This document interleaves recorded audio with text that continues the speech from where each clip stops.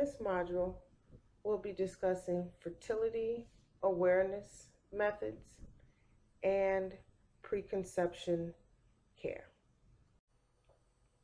Fertility awareness-based methods, or FAMs for short, are natural contraceptive methods that don't require pharmacological, such as oral contraceptive pills, or barriers, such as diaphragms or surgery, to prevent pregnancy.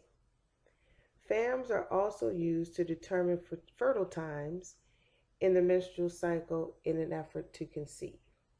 So couples can use FAM methods either as a contraceptive or as an indicator of when is the best time to conceive.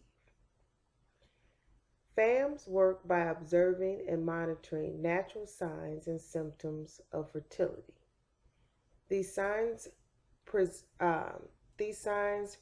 are present due to hormonal fluctuations that occur in a normal menstrual cycle. Fertility awareness-based methods are used by only 1 to 4% of the population for various reasons. It's time-consuming, the woman has to be very regimented, and there's a decrease in spontaneity, just to name a few. When speaking of FAMs in terms of contraception, women reduce their chances of pregnancies by periodically abstaining from intercourse or using barrier methods during the fertile times in their cycle. The opposite is true when trying to conceive using the FAM methods, meaning couples will use FAM to determine the fertile periods as the opportune time to engage in intercourse to increase their chances of conception.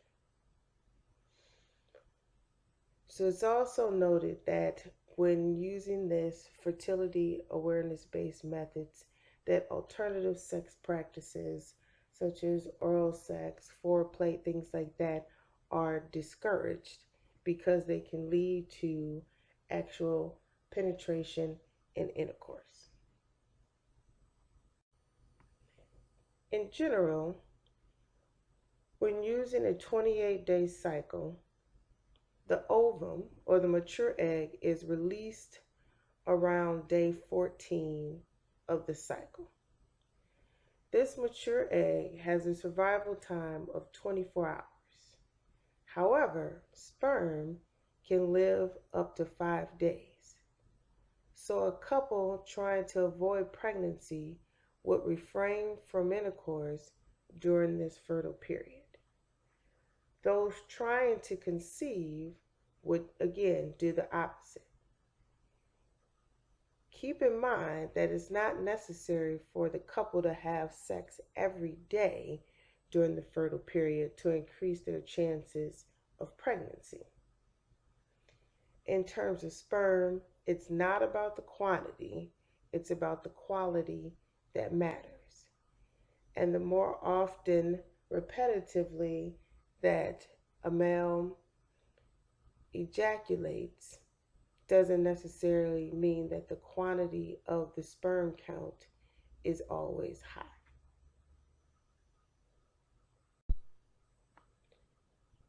There are 2 types of calendar-based fertility awareness methods: the calendar rhythm method and the standard day method. When using the calendar method, a woman would start from her menses and record her cycle for 6 months. So she will record the start and the end date of her cycles. To determine the fertile period, she would subtract 18 days from the shortest cycle and subtract 11 days from the longest cycle. So for example, in that course of 6 months, if her shortest cycle was 28 days, she'd subtract 18 from 28, giving her 10. And if her longest cycle was 32 days, she'd subtract 11 from 32, giving her 21. Meaning her fertile time days would be day 10 through 21. And that's when she would avoid intercourse if using this method for contraception. The calendar method is often used as an adjunct to other fertility awareness methods that we'll discuss, such as basal body temperature and or cervical mucus method. Next, there's a link to a video discussing standard day method. In the video, the author also mentions fertility beads. These beads can be used as another visual in tracking fertile and infertile times. I've also supplied a link to a video that explains the cycle beads using an app. With cycle beads, there is one red bead that marks the beginning of the menses. It's followed by brown beads indicating infertile days. These beads are then followed by white beads indicating fertile days, and the cycle beads end with more brown beads noting the last infertile days prior to the start of the next menses.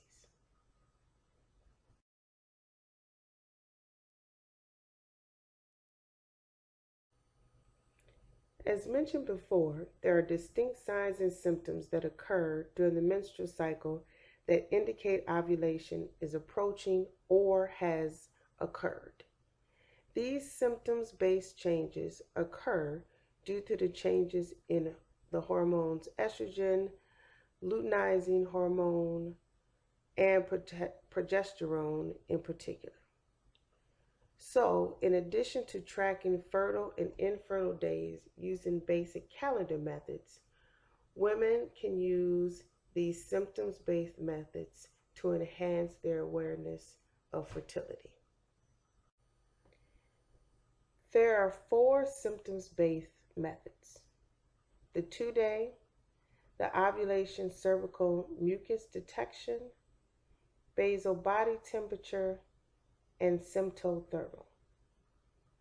The 2-day method is a simple way of determining if one is ovulating, but it should be used in conjunction with other FAMs.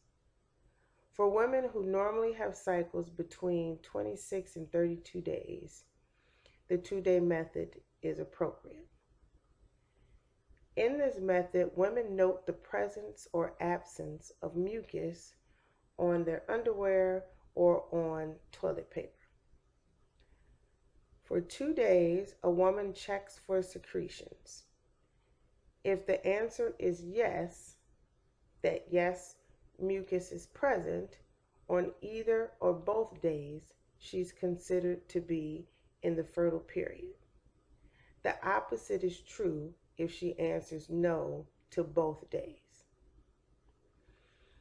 Here I've provided links that gives detailed descriptions of the ovulation cervical mucus detection method, how to determine basal body temperature, and symptothermal method.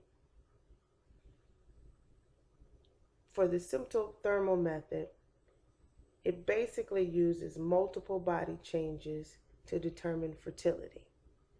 So in addition to the above mentioned symptoms, cervical mucus and basal body temperature, women also may experience changes such as breast tenderness, increased libido or sex drive, and a symptom called middle smirts. Middle smirts is when a woman may feel pain on one side or the other once a month. And what that is that some women can actually feel when that LH spikes, causing the release of that mature ovum from the ovary. So middle spurts is actually the pain of ovulation occurring. Here I've just provided some visuals of the various fertility signs that have been discussed in the previous slides.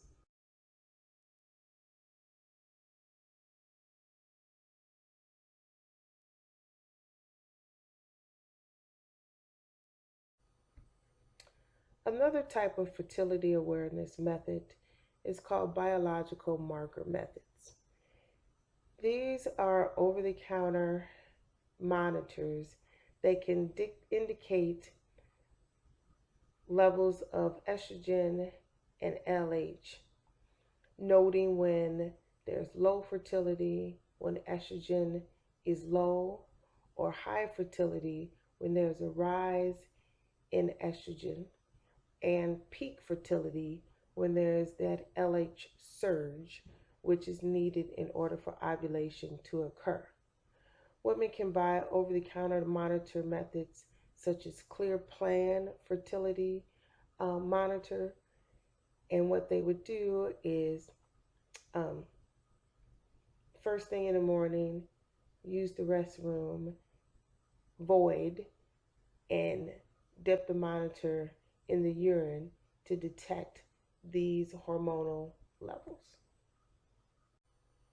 Here I've provided a chart for you to compare and contrast the various fertility awareness methods. As you scroll down, you'll note that there is a method called the Marquette model that was actually developed by a professor here at the College of Nursing, Dr. Richard Ferry. I've provided a link to the website that discusses the Marquette model fertility awareness method for more information.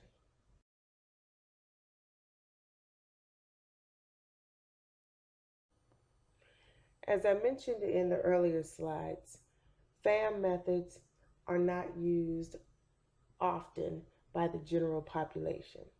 And there's various pitfalls that come along with using fertility awareness methods. Again, there's a restriction in sexual spontaneity because there are infertile and fertile days or safe and unsafe days, and so spontaneity is reduced. It is a rigorous method that requires daily monitoring and training.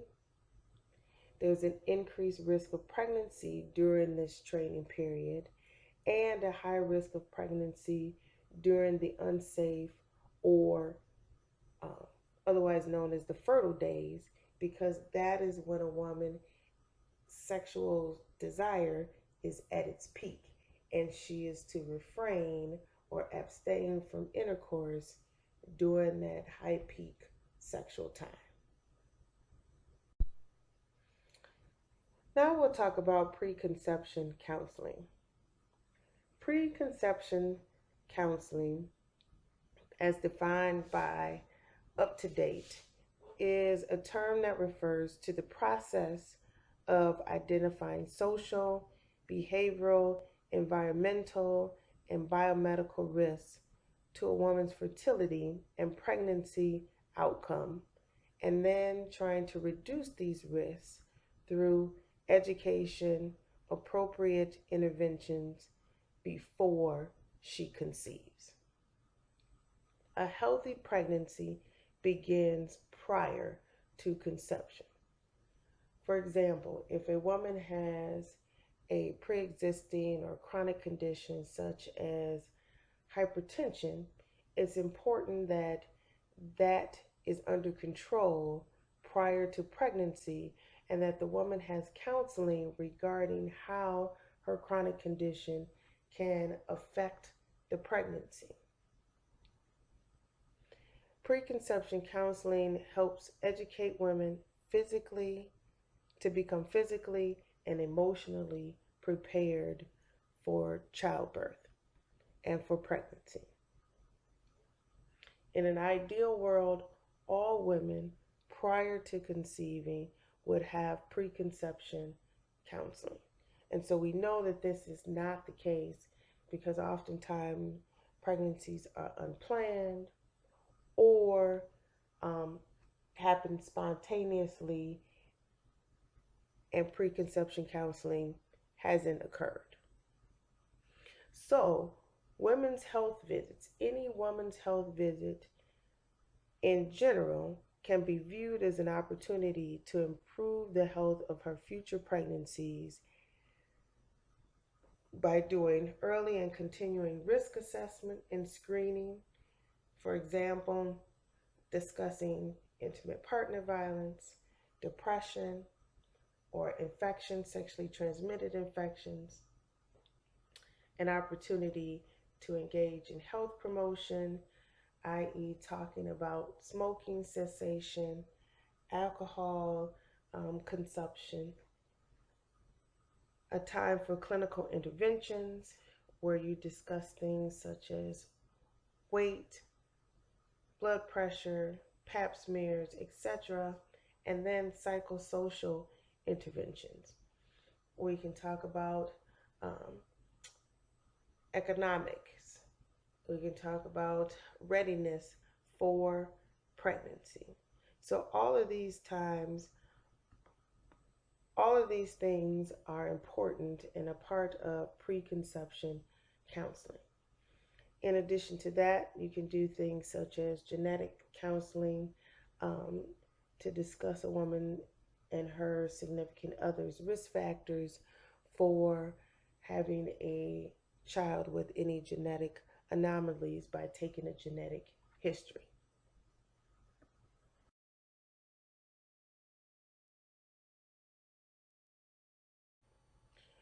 Preconception counseling can also be a time where a family can discuss with their provider the type of caregiver they seek, if they're looking for an obstetrician or if they're looking for a certified nurse midwife. What type of birth setting are they looking for? Home birth versus hospital-based birth? And if it's a hospital, are they looking for a teaching hospital or a community-based hospital? Things that they need to do for preparation for childbirth. Are they taking classes? And any medical interventions for birth. This is where questions regarding various type of medications or anesthesia during labor can be discussed, the options, and if a woman has had a previous C-section, an opportunity to discuss her chances of having a vaginal birth after a cesarean, otherwise known as a VBAC. So it's also a time, this is where we talk about education, where women and their families can get information prior to conceiving and having a better picture or plan of what is to be expected once she does actually conceive. Here's just here's just some more decisions and topics that can be discussed during preconception counseling. And these different types of topics can also open up the dialogue and conversation between the mother and her significant other regarding various different parenting values and beliefs that couples may not discuss prior to or during a pregnancy. So, such as feeding method. If the mother is planning to breastfeed, is she going to be supported by her significant other? Circumcision, whether to circumcise or not. So these are different things, topics again, that in preconception counseling can be discussed and that the provider can provide information regarding these topics.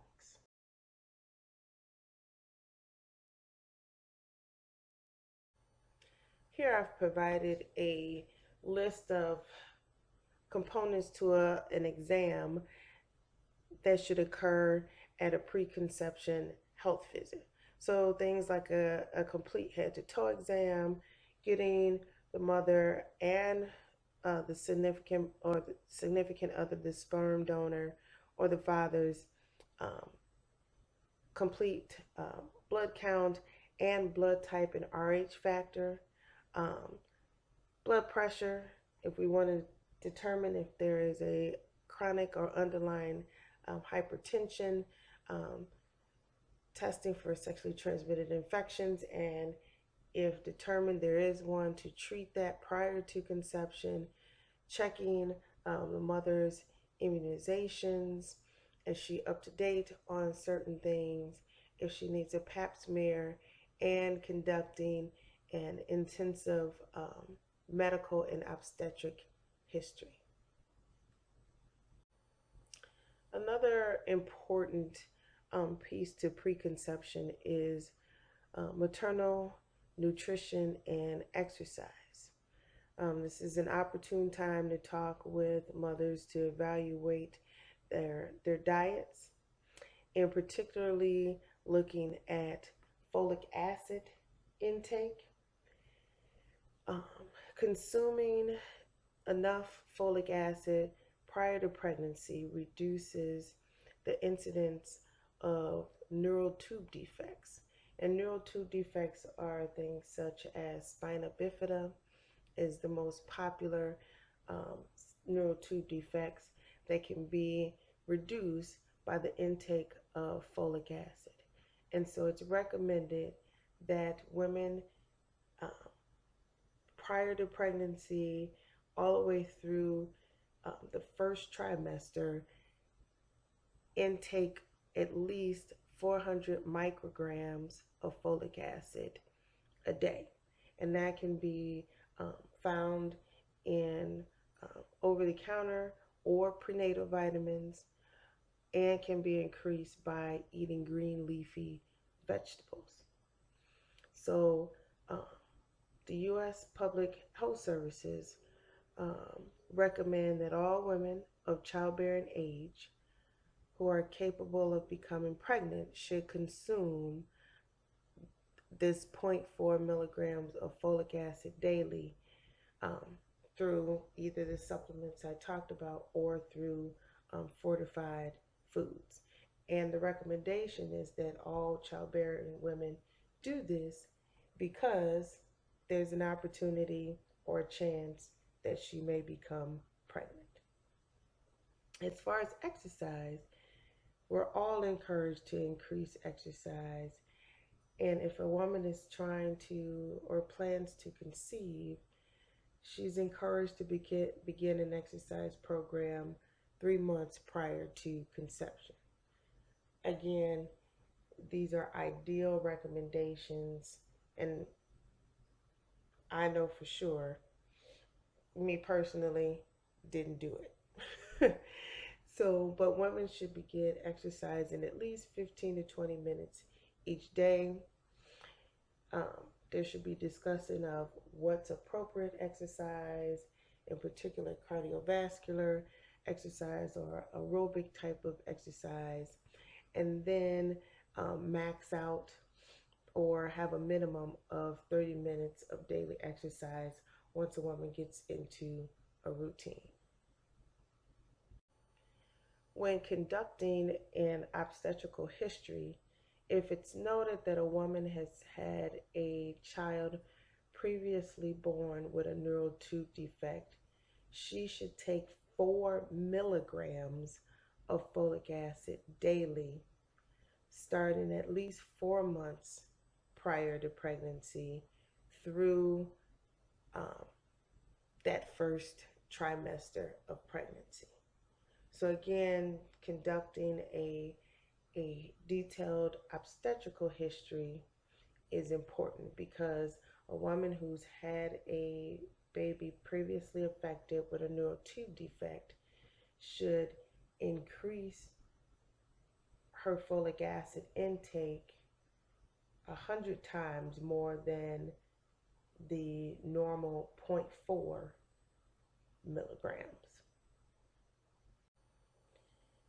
There should be discussion about things to avoid, such as environmental exposure to things such as radiation, other chemicals, any anesthetic agents, if she's in contact via work or other reasons to heavy metals or other toxins, because they can decrease fertility and can also be called what we call a tetragen, meaning toxic to the fetus as it is developing. There's no amount of alcohol considered safe in pregnancy. So as a provider, you're not to encourage women to have any type of alcohol consumption.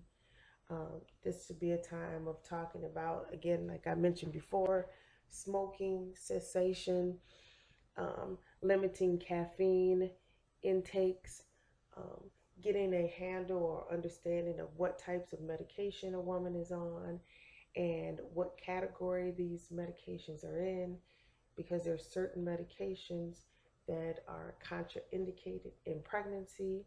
And so weighing the risks versus benefits of these medications is important. And then at no point are illegal drug use um, encouraged for pregnancy, or at any point, I should say. So, our role as nurses in preconception health counseling can be broken down into primary, secondary, and tertiary preventive methods. For primary prevention, education. Secondary prevention, being involved in screening, things such as screening for sexually transmitted infections, screening for hypertension, other types of chronic illnesses a woman may present. And then tertiary prevention is providing referrals or advocacy when a issue or problem has been detected, and finding interventions to take care of these issues prior to conception to reduce any risk factors on the subsequent or impending pregnancy. It should also be noted that when we're talking about a heterosexual couple, that there should also be preconception care for the man. Things such as disease prevention, discussing health promotion, psychologically talking about preparation for fatherhood. And the Centers of Disease Control also recommends that the male partner also has a full and complete medical evaluation in addition to the woman.